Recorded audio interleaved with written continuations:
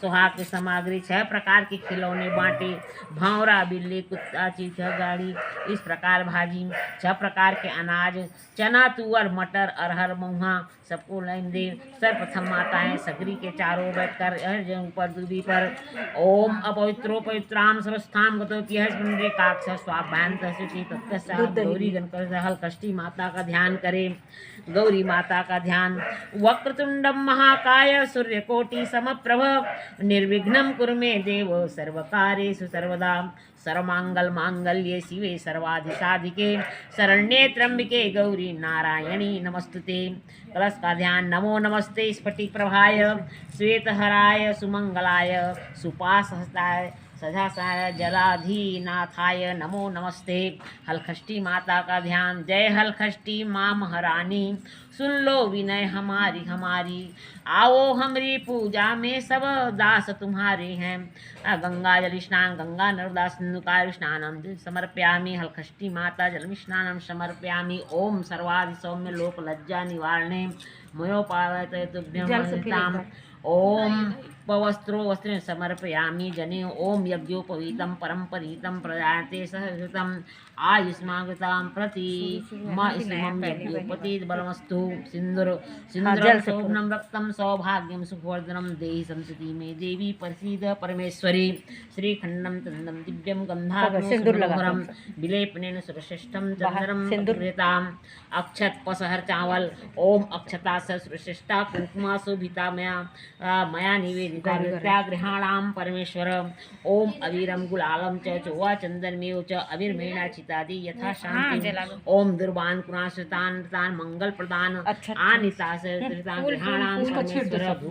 ओम वनस्पति रसोद्भूतो गंधात्मक उत्तमम आग्रश देवानां धूपम प्रतिगृहीताम् आद्यं च वर्षयुक्तं वन्यमस्तम म्या दीपम ग्रहाणां देवसी त्रैलोक्यं तिम्रापहम्।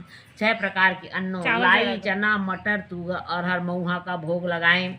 ओम शर्करायुक्त चयुक्तम मधुरम स्वादुत्तमम उपहारम समायुक्तम नैवेद्यम प्रदाम आचमनम। ओम सर्पाफरम दिव्यम गोपाय निर्वजनम आचमनियम मयादत्ता गृहाणां परमेश्वर। ओम इदं फलम मया देव स्थापित पुरुषोत्तमम तेन मे सुफलावन्ति भवे जन्मानि जन्मानि अखंड ऋतुफलम समर्पयामि। ओम हलखष्टी माता की जय। ओम पान सुपारी ओम लवंग युक्त दिव्यम नांग बल्लयुक्तम एलाच चूर्णाच से युक्तम तांबूलम प्रतिगृहीतां दक्षिणा। ओम हिरण्य गर्भस्ते बीजम विभावसो अनंत फूल्यदायतन शांति प्रक्षणी। ओम अक्षतम समर्पयामि नाना सुगंध पुष्पाणि यथा कालो भवानी च पुष्पांजलि म्यादत्त गृहाणां परमेश्वर। बोलो हलखष्टी माता की जय। अब पसहर चावल धर लेवा एक ठी महुआ धर लेवा है। अब कथा शुरू होते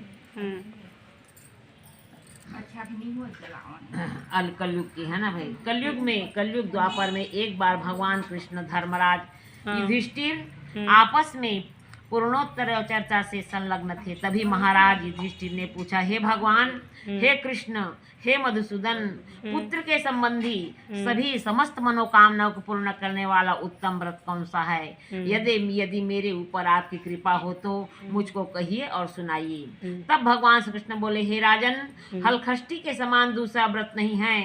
धर्मराज ने पूछा, हे महाराज, इस व्रत को कैसे और कैसे प्रकट हुआ? तब श्री कृष्ण भगवान बोले, हे माता देवकी की, इस व्रत को आरंभ हमारी माता से हुआ है। हमारे माता पिता 6 पुत्रों को कंस ने मार डाला और माता देवकी एक दिन अत्यंत उदास होकर बैठी थी। उसी समय नारद जी वहां उपस्थित हुए। माता देवकी को उदासी का कारण पूछा।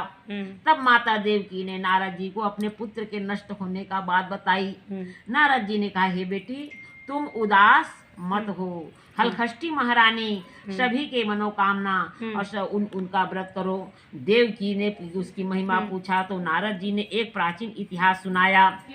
आवर्त काल में एक महान प्रतापी राजा हुआ करता था जिसका नाम चंद्रव्रत था। उनको एक ही पुत्र था। राजा चंद्रव्रत ने एक तालाब खुलवाया। उस पर जल न आ रहा था, वह सूख जाया करता था। राहगीर तालाब को देखकर, सूखा देखकर राजा को गाली देकर वापिस हो जाता था। राजा सुनकर अत्यंत दुखी हुआ और कहने लगा, मेरा तो धन और धर्म दोनों नष्ट हो गया है। एक रात राजा को वरुण देव ने स्वप्न में दर्शन दिए और कहा, हे राजन, अपने पुत्र के बलि दे दो, तुम्हारे तालाब पानी से भर जाएगा। राजा ने मंत्री और सभासदों को बुलाया और बुला करके अपने स्वप्न का सभी हाल सुनाया।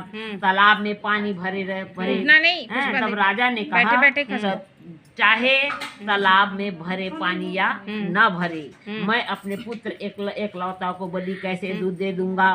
इस बात को सुनकर राजा ने कहा, मैं स्वयं बलि हो जाऊंगा, जिससे मेरे पिता महाराज को राहगीर गालियां सुनने को नहीं मिलेगी। तब मेरा और मेरे पति दोनों यश होंगे। ऐसा कहकर तालाब की परिक्रमा करके बीच में जाकर बैठ गया। क्षण भर में तालाब भर गया और कमल खिल गया और जल जंतु बोलने लगे। इस बात को सुनकर राजा बहुत दुखी हुए वन में चले गए। राजा ने देखा 5 स्त्रियां हलखष्टी माता की पूजा कर रही थी। राजा ने पूछा, यह व्रत कैसे किया जाता है, मुझको समझाओ। राजमहल लौटकर रानी ने इस व्रत की पत्र पूछे। रानी ने उसी दिन से हलखष्टी महारानी की पूजा की। पूजा के प्रभाव से तालाब में बैठा जो मरा हुआ बच्चा था वो खेलते हुए निकल गए। राजा रानी का समाज सुनकर बड़े प्रसन्न हुए, लड़के को अपने घर में लाए। तब से प्रतिवर्ष रानी और राजा हलखष्टी माता की पूजा करने लगी। बोलो हलखष्टी माता की जय।